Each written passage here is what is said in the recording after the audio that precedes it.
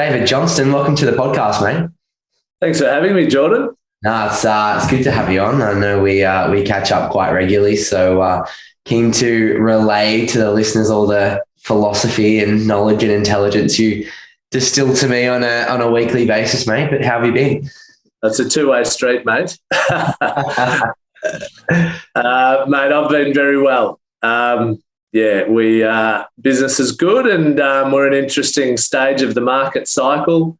It's going to be interesting to see what happens with rate rises and whether the Reserve Bank and the government can get inflation under control. So, it's always interesting when market cycles move and go through different transitions.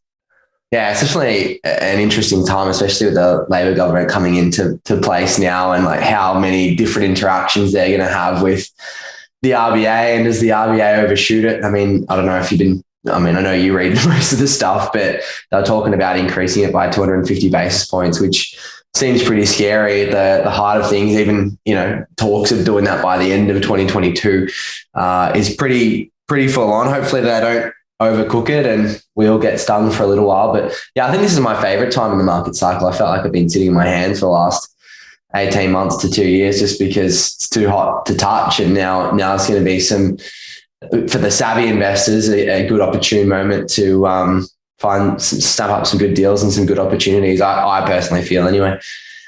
Yeah, look, history suggests the greatest opportunity and time to buy is when the market's plateauing or even slightly retracting. Historically, we haven't ever really had large retractions in property values in Australia, barely even reached 10%, certainly not across the whole nation on average. So, when there's a flatter period or even a bit of retraction, history suggests it's the best time to buy.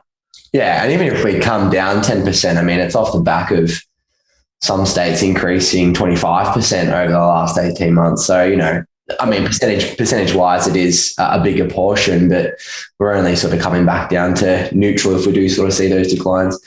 But anyway, in terms of your own sort of personal philosophy around starting and building and continuing the momentum of building out a property portfolio, what would you feel would be, the philosophy you stand behind? Yeah, I suppose having to think about this question, I think, it's probably a bit one-dimensional to have like a one-sentence philosophy. It can be, then you're potentially dealing with a company who's sort of one size fits all, and they're tailoring their strategy or philosophy to you, irrespective of whether it's right for you. So I probably have a number of philosophies, if you like, or key considerations. So obviously, coming up with the concept of property planning in 2004, I'm a big believer in having a property plan. So actually having a plan for building out your portfolio and the properties you plan to purchase and how they're going to set you up for a successful retirement. I'm a big believer in thinking long term. From my 20-odd years of experience, most people and most of the mistakes come from people thinking short term as opposed to buying dud assets, which obviously can be a mistake. I think always be thinking about where the family home might fit into the picture. 9 out of 10 Australians are going to prioritise a home at some point, and that can really derail a strategy if you haven't been thinking about it. Now, that's certainly harder the younger you are, and prior to starting a family and settling down.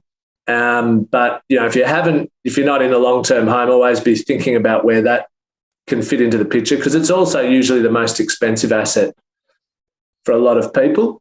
Aim to buy established property. I believe, the fundamentals, generally established property will outperform. The new property is depreciating rapidly, and that can have a pretty reasonable impact on long-term capital growth. Not on all occasions, but most occasions. Purchase in the most desirable city and suburb that you can buy in that aligns broadly with your median budget. So it has to align with your budget. So, but then buy in the best location you can. That would be a general philosophy. Preferably, if you can, purchase a standalone dwelling.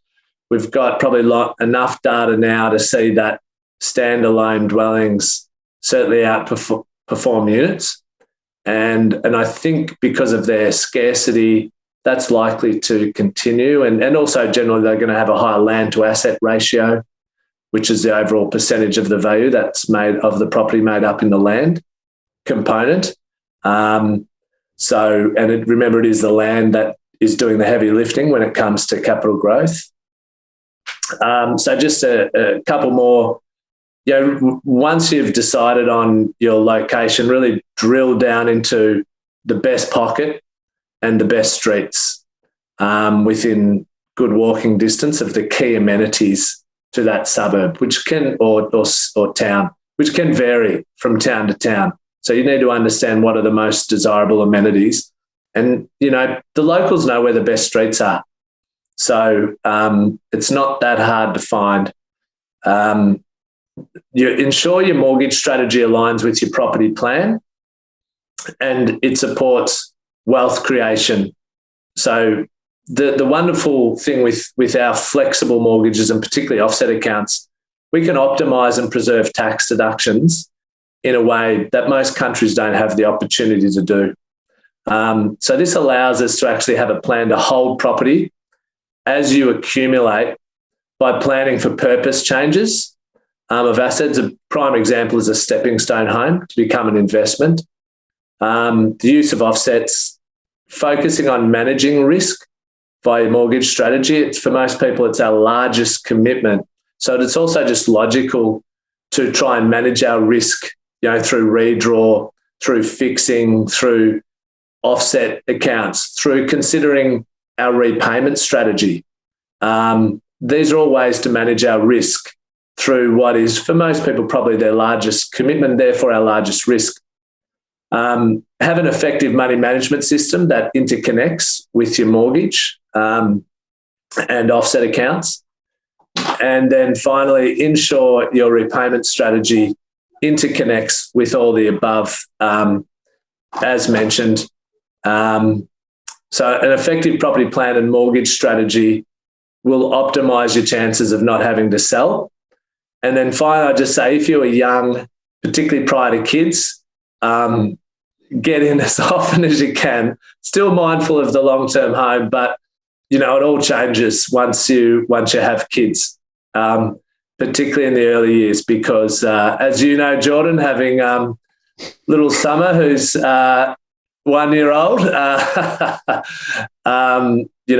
costs go up, and generally incomes come down for at least one of the two parents.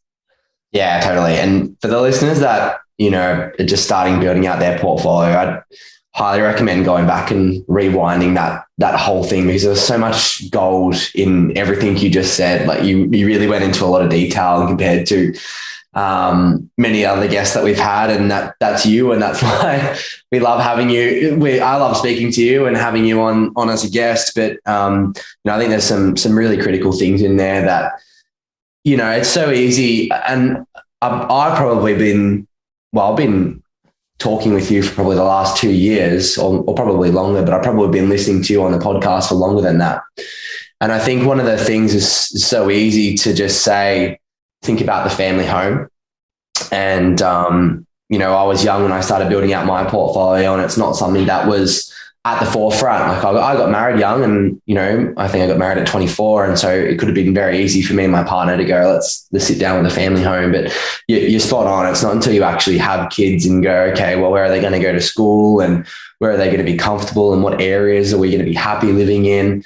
And a lot of that chops and changes as you go through the process. And so I think, even if it isn't at the forefront right now, you don't know exactly where all those things are going to happen. I think it's really important to incorporate that into the property plan, because, as we all know, there's something called a borrowing capacity and a limit on that. And once you reach that borrowing capacity, It's not until you can either increase your incomes or reduce debts or do something else until you can get more borrowing capacity. And you might have to sell a property to get access to more capacity to buy your family home. So, and as we all know, that's the biggest wealth killer. So yeah, I think definitely having that plan in place just to map out all the different things that may come up down the line and put a timeline around it and make sure you're not eating into too much of that borrowing capacity without putting complete thought around not just you today, but you in 10 years or 20 years or 30 years and how that really looks. So, mate, thanks for all the wisdom in gold.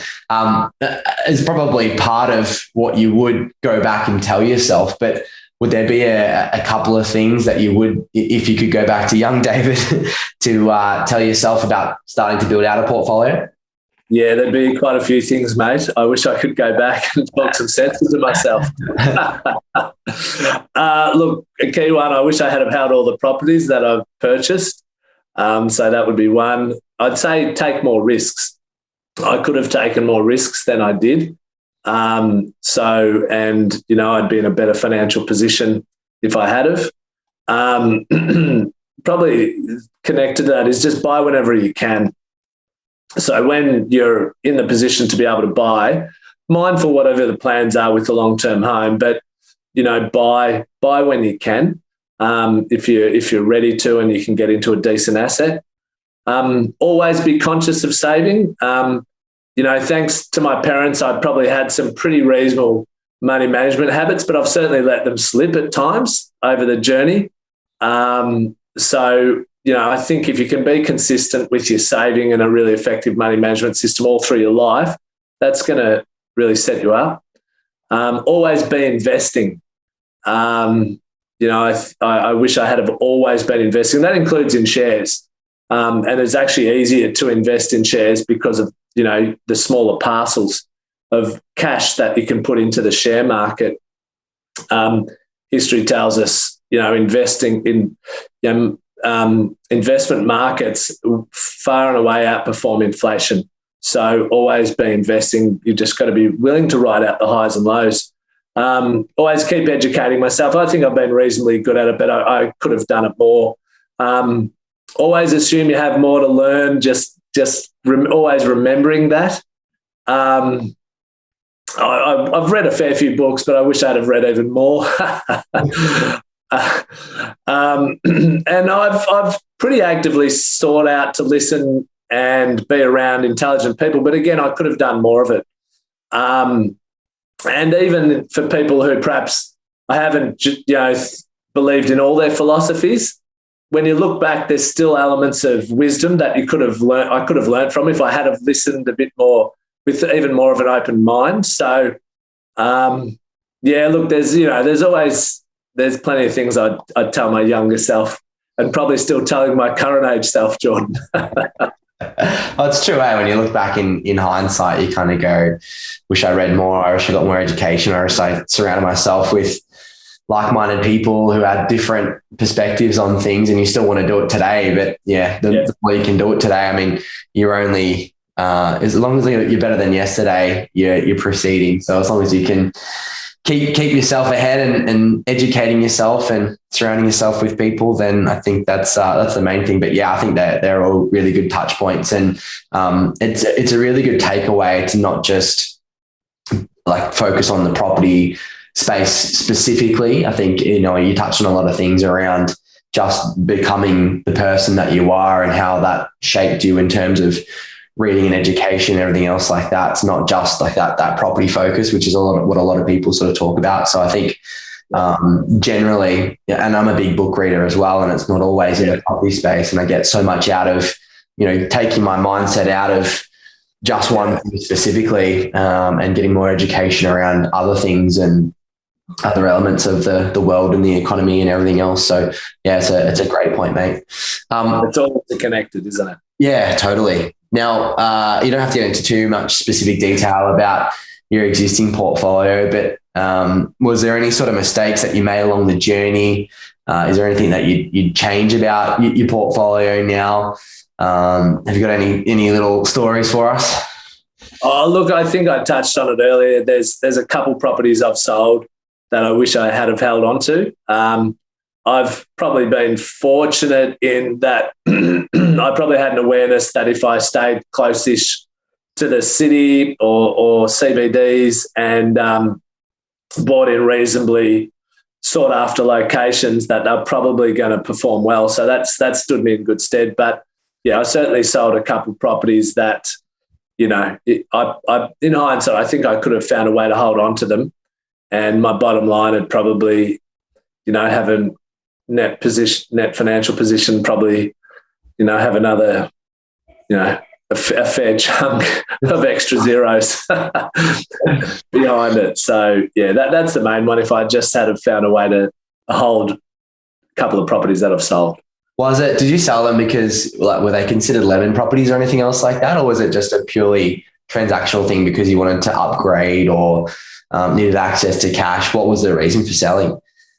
Yeah, the one of them I think was part of upgrading, and then one was, or maybe not even that. Maybe it was just, yeah, I was in my 20s and maybe I just didn't. I bought a townhouse with my partner at the time, and I think maybe I just thought I would cash out, and I basically, yeah, had next to no debt, and I just should have kept it. It was a decent 2-bedroom unit in Q East in Melbourne, 70s, big size, you know, paid $176,500 for it, which seems unbelievable nowadays. And then the townhouse, my partner and I broke up, and I think I just thought it was probably simpler for us to sell that one. Yeah, but I could have bought the other 50% and it would have performed quite well. So, you know, you live and you learn. Yeah, totally. I'm sure there'll be other people that go through a sort of a similar circumstance, and if you can help give them that mindset now of, yeah, it seems easy just to sell it off and split the difference or whatever, but if there's an opportunity to buy out the other half or something like that, at least you'll be able to hold on to that asset over the long term. Now, speaking of going back to 2004, mate, I suppose what I see is, coming up as a sort of younger property investor myself, I saw a lot of my generation who are passionate about property now become industry professionals, and they've all gone down their different routes and journeys. But what was it for you when you just were you a property investor first and then decided to get into the property space, or was it vice versa? Or when did that sort of business mentality come into play and go, okay, now I really want to, this is my passion, my drive, and I want to set up a business around it?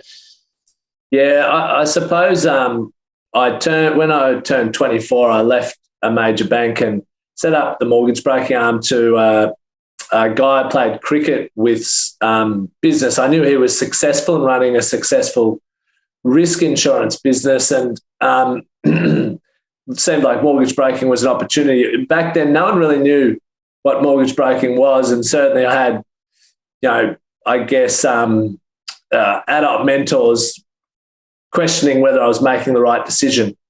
And I guess so the business mentality built there. I built up the mortgage broking arm to that business. But what I came to realize is people really wanted to make better property decisions. And I wasn't an expert. And it seemed as though I really was surprised there was nowhere you could go. I was really naive.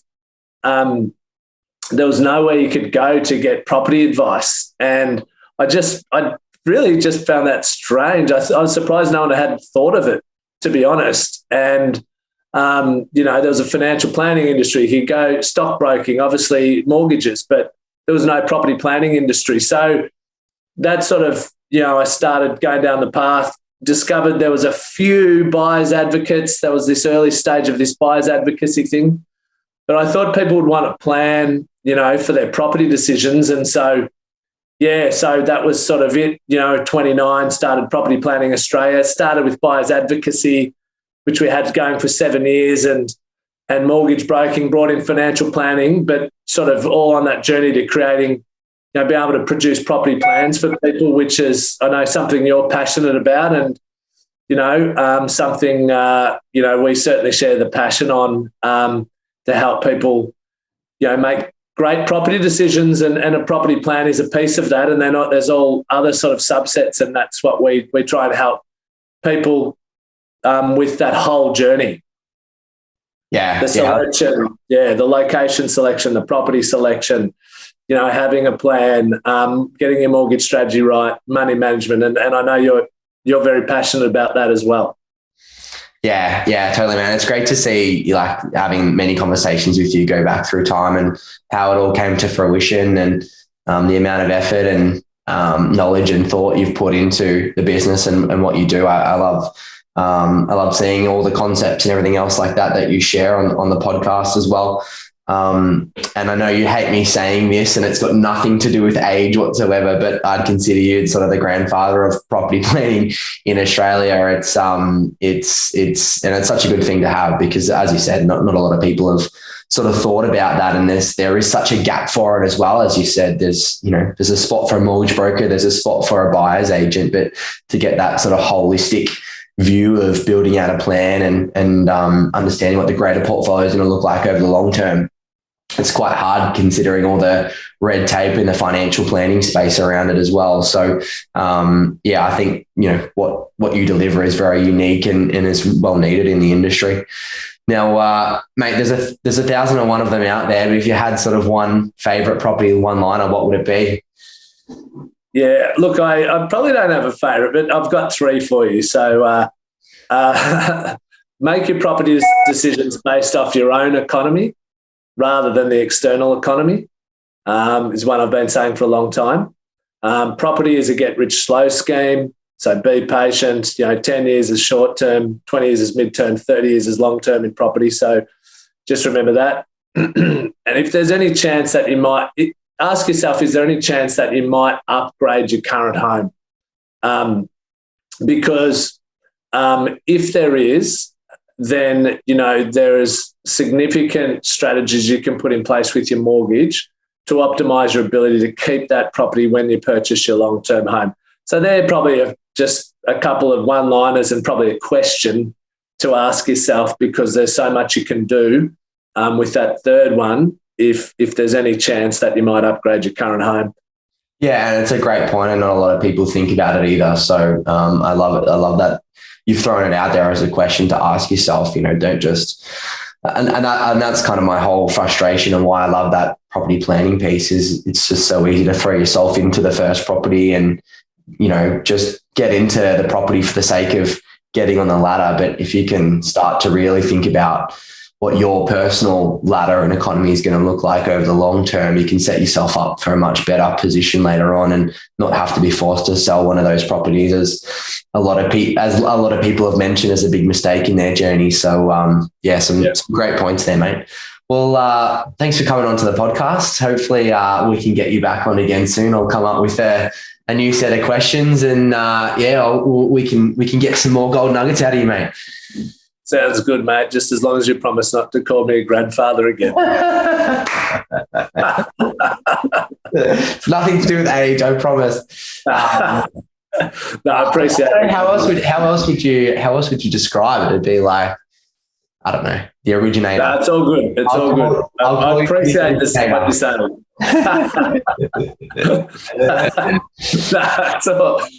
It's all good, mate. I appreciate what you're saying. All right, mate. I'll talk to you soon. Talk to you soon.